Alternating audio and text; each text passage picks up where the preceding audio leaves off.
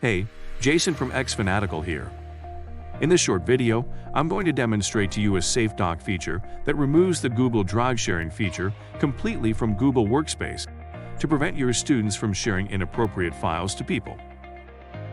Many schools want to stop students from sharing Google Drive files with each other as it causes numerous classroom management issues and information security issues. Although Google added features to restrict Drive sharing with outside school domains, it doesn't prevent students from sharing files inside the domain. What SafeDock does is that it blocks students from sharing and receiving docs and files, but teachers are still able to share docs and files to students. The left is the student's view without SafeDock installed.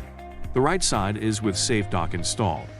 As you can see, SafeDock removes all menus and buttons that trigger the share feature in Drive. In Docs, Sheets, Slides, and Drawings, there is a striking share button on the top right corner. It also exists in Menu File, Share in Forms. The sharing is called Add Collaborators. To disable this feature, set Block Drive Share to false. It is on by default. For more information regarding more approaches in file sharing, please visit our website at xfanatical.com, then clicking Services, SafeDock, then Support.